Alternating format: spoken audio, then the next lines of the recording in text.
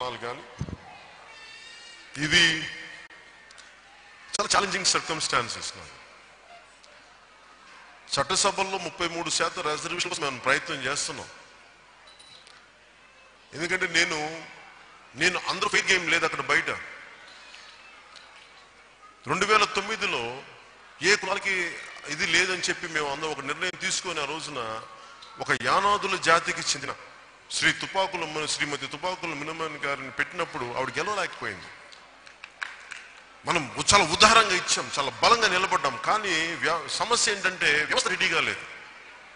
So ఈరోజు మేము చట్టసభలో కోరుకుంటుంది కూడా నేను రెడీగా ఉన్నాను. 33% మీకు టికెట్లు ఇవ్వడానికి రెడీగా ఉన్నాను నేను పార్టీ తరపు నుంచి. కానీ మిగతా ప్రతిపక్షం కానీ అధికార పక్షం కానీ అదే ఆట ఆడితే మనం చేయగలం. అందుకని మీకు పార్టీ పదవుల్లో నేను 33% కల్పించి తీరుతాను. అది కూడా నాకు బలమైన నిలబడగలిగే ఆడపడుచులు కావాలి. నాకు పార్టీ పదవి మీకు అలంకారం అవ్వకూడదు, బాధ్యత అవ్వాలి. నాకు అలాంటి ఆడపడుచులు కావాలి. నేను అలాంటి ఆడపడుచుల కోసం ఎదురు చూస్తున్నాను. ఎందుకంటే నేను జీవితాన్ని చాలా దెబ్బలు తిని వచ్చిన వాడిని. నాకు ఎవరు ఏంటో నాకు అర్థం అవుద్ది. కాకపోతే నేను నా సంస్కారం నుండి ఒక మాట అన్నేవద్దు. వాళ్ళు తప్పు చేసినప్పటికీ నేను భరిస్తాను. అది నా దురదృష్టం అదృష్టం.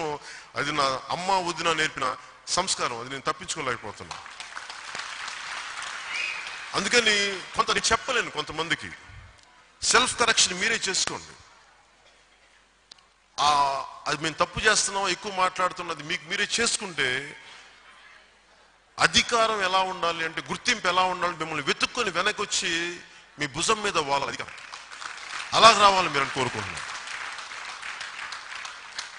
అందరికీ ఒకటే అంటే నేను ఈ రోజున ఒక మంత్రి పదవి తీసుకోవాలి, ఒక పార్లమెంటేరియన్ మెంబర్ని